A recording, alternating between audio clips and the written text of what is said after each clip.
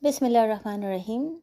In this fourth episode, I want to discuss a very common question that people often have, which is the fact that I have tried to study the Quran, I have tried to study tafsir, but for some reason the Quran doesn't have any impact. I see people, and when they study the book of God, they start to cry. It has a huge impact. They have this boost of iman. They feel connected. I don't feel anything. And what is the reason for that? Now, if you study the tafsir in Surah Baqarah, which is like the second chapter, right in the beginning, Allah gives you two reasons that the Quran will not be guidance for you. Two reasons that the Quran will have no impact on you at all. And in this episode, I want to discuss one of those reasons. The first one is something that in psychology, you might have heard that there's something called a fixed mindset and there's something called a growth mindset. And it's there in psychology, but people now use it a lot in business as well as in economics because it's very, very important. A fixed mindset is somebody who believes that he is defined by his strengths and weaknesses. So in other words, he is exactly what he is. And there are certain things he can do. There are certain things that he cannot do. He's not interested in pushing himself. He's not interested in discovering his true inner potential. He's not interested in becoming a better version of himself because he believes that he is the best version of himself. So a person who has a fixed mindset, when he faces failure, when he faces a challenge, instead of getting back up and fighting again or trying again, he will simply say, you know what, this isn't for me because I tried and it didn't work. So clearly this isn't for me. It might be for somebody else, but it's not for me. So the idea of pushing yourself, testing your boundaries, trying to become a better version of yourself, trying to attain your ultimate potential, these are things that don't make sense to someone who has a fixed mindset. Now, on the other hand, when you talk to someone who has a growth mindset, that is someone who is entirely opposite. So the minute a person like that faces failure, he says, no, you know what? I have to go and try again. Maybe my strategy was wrong. Maybe my approach was wrong. Maybe I was doing something wrong, but let me go back and try again. A person who has a growth mindset understands that, okay, right now I have a certain set of strengths and weaknesses, but that I'm not going to let these strengths and weaknesses define me. I can be way more than this. I can be better than this. I definitely have a hidden potential that I have yet to realize. So this is the thinking of someone who has a growth mindset. Failure, obstacles, hardships, that will not affect a person who has a growth mindset, but it will destroy or crumble a person who has a fixed mindset. This is one of the reasons why those students, who fail and then they end up having depression and they start having suicidal thoughts and they think, okay, my life is over. It's because they have a fixed mindset. And those students who say, okay, I faced failure, I feel bad, but you know what? I'm going to go and do it again. I'm going to work much harder this time. I'm going to get that A. I'm going to really try hard. That's a person who has a growth mindset. And people with a growth mindset will always be successful in dunya, but also in terms of being able to understand the Quran and connect with it. This is why the opening verses of Surah Baqarah in fact tell us that if you have a growth mindset, Allah is telling you, you will be able to connect with the Quran will become hadayat for you. If you have a fixed mindset, then the Quran is not going to make sense to you. Now, the idea is, it's not that you are born with a fixed mindset, you are born with a growth mindset. This is something which is entirely in your hands. Now, to some extent, it depends on the environment that you are raised in. So sometimes you have kids who are raised in families, where they have parents who encourage them to always fight, to survive, to struggle, to always try and become better. If they face failure, then parents encourage them that try again, try again. That kind of training, it affects their mindset. And so they end up having a growth mindset. And then there's some kids who are raised in families that have a fixed mindset. So if the child faces failure once, if the child makes any kind of a mistake once, he is, the parents get very angry at him. He's punished.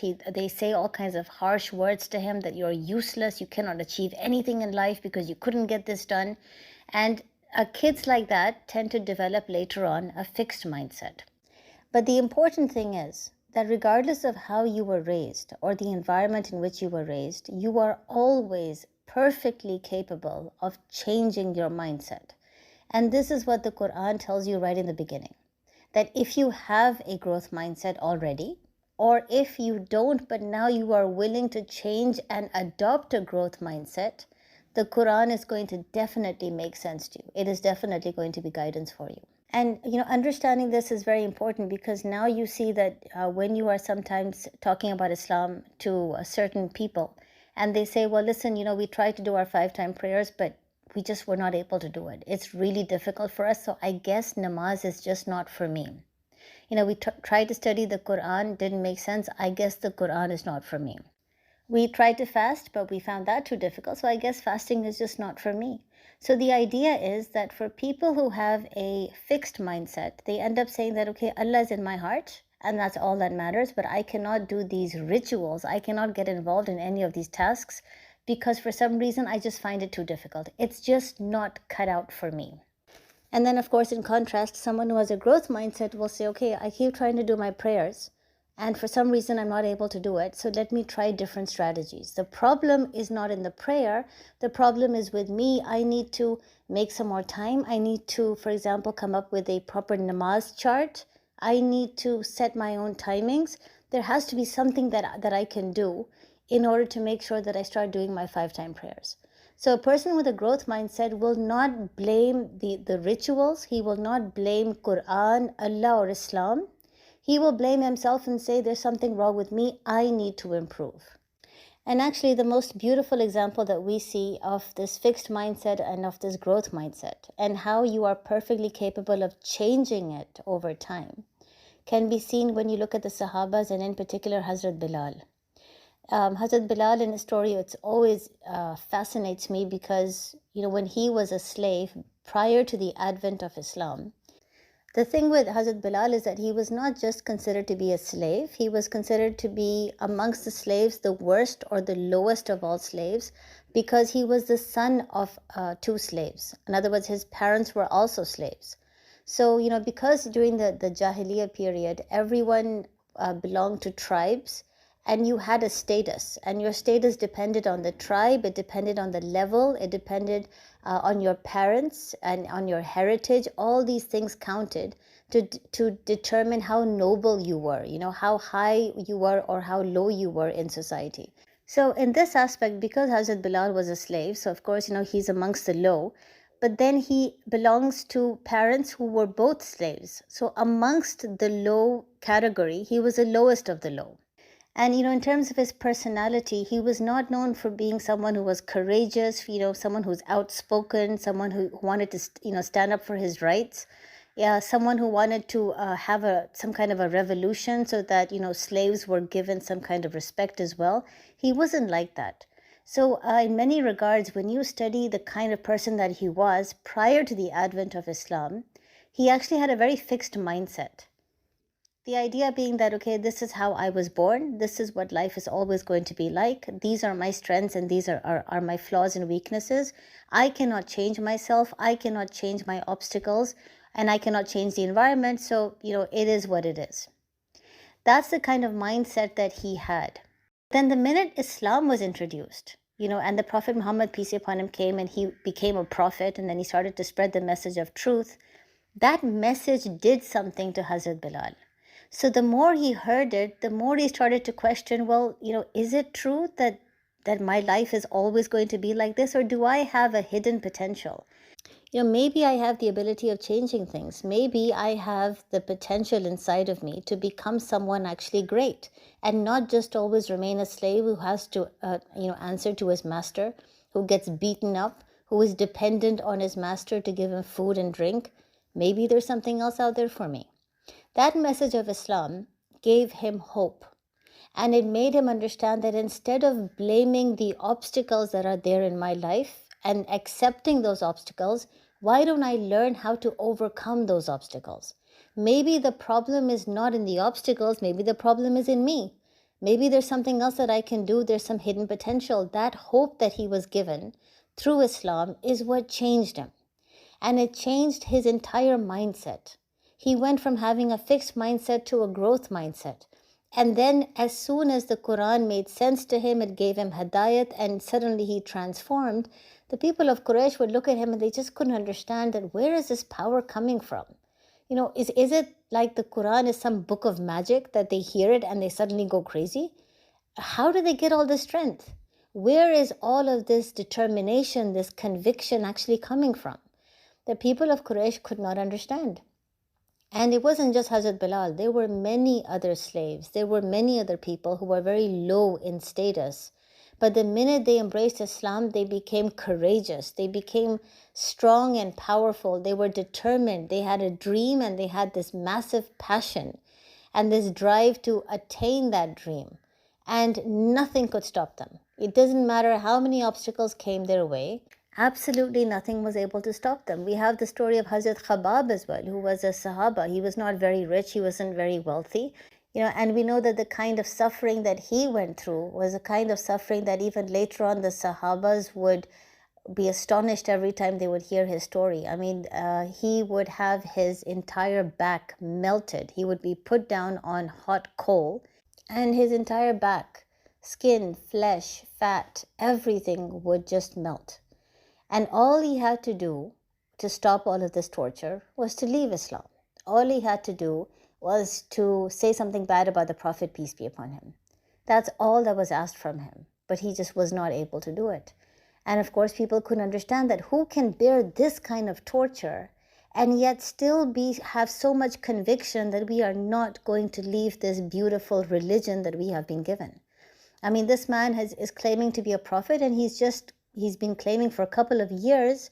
So how is it that suddenly in a few years, these people have changed so much? They have so much hope and determination, and they are willing to overcome all kinds of obstacles. The idea was they had changed their mindset from being fixed to growth. And furthermore, subsequently, when you study the Quran as well, especially the surahs that were revealed in Medina, you understand that in Medina, when the ummah became large and expanded, there was a difference between Muslims who had strong iman and Muslims who had weak iman.